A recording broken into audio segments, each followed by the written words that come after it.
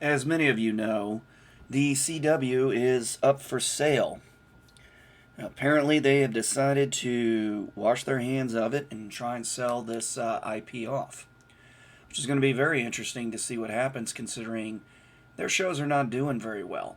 And I'm going to show you real quick why, or what the numbers are.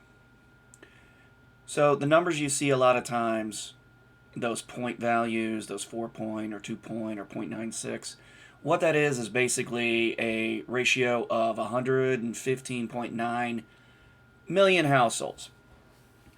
And the Nielsen rating is used to design how many people in those households are actually watching this show. And if you look at the CW, in just a second, you're going to see their numbers aren't very good. When you look at their list of shows, you see that their numbers are not doing too well.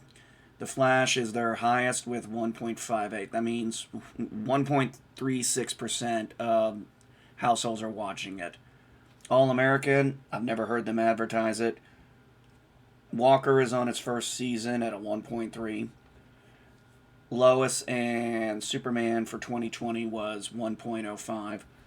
You go down to Kung Fu, Riverdale, Legacies, Batwoman, Nancy Drew, Legends of Tomorrow, Charmed, that was all that you notice. And you get down here to their bottom one, even Dynasty. But look what you have here. You have superheroes. You have a superhero show in Flash, Lois, Batwoman, Legends of Tomorrow, reboot of Walker, reboot of Kung Fu, reboot of Charmed, and a reboot of Dynasty. So, not exactly a very diverse group here. Oh, and Nancy Drew. So there's really not a whole lot here that seems to be interesting a lot of people.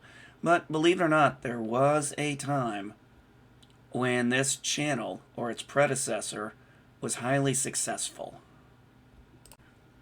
There was a time, many years ago, before the dark times, before 2006, before the merger, there used to be the channel WB and UPN.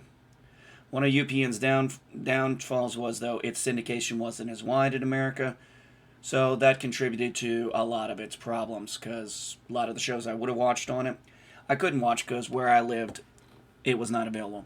WB was available. And WB had a very interesting, diverse group of shows throughout its career. So I'm going to show you just real quick some of their successes from prior to the merger.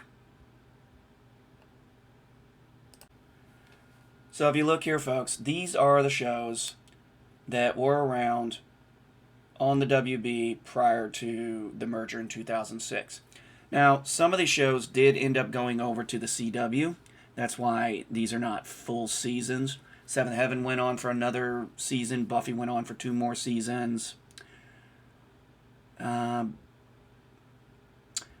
went on for another 5 seasons. And a couple of these other ones, I believe, ended up on the CW for a short time. I'm pretty sure the longest one they had was Supernatural, but that was only on the WB for one season before it went to the CW.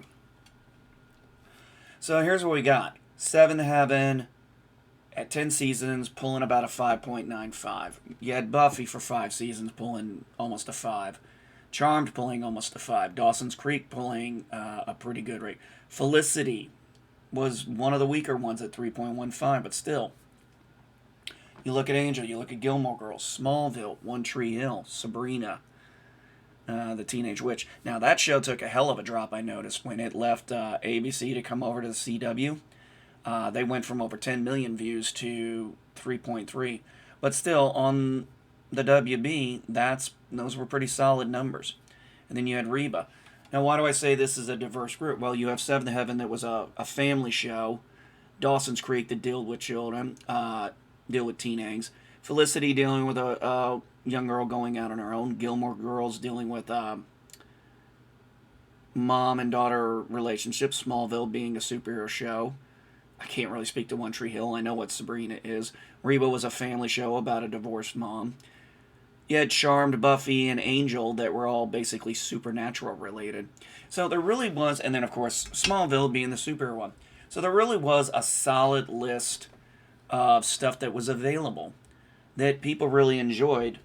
And as you notice, the ratings there are just above anything that the CW has been able to do in the past 2016, 12, in the past 20 plus years. Their ratings have gone severely down the toilet. They don't seem like they have really much in the way of original content. Everything's either a reboot, remake, reimage, or a superhero show. And that seems to be all they have right now. So I don't see how this is going to be a marketable thing for anybody to want to buy this channel unless they're going to buy it and chop up a lot of what is in it. Cancel a lot of shows, put in new content. I mean, if the channel gets sold, I can see a whole house cleaning going on. It would just make sense. Because you're not going to buy that kind of an IP and then expect to keep everyone around and then expect the ratings to get better. It's just not going to happen. So anyway, folks, that's my thoughts on the CW. Why I think it's going to be hard to sell, and why I think if it does sell, a lot of these shows are going to be in trouble because, let's be honest, most of them are going to get canceled. It's almost a given if they continue down the road they're going with this. Most of these shows are going to be considered non-profitable, not worth their time. Honestly, I'm wondering if the CW is being subsidized by its parent companies. I don't know. But I really don't see why anybody would want to buy this.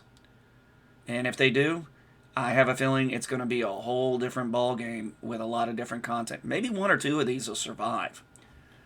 But not all of them. This is just no way. All right, folks. Take care and be geek out.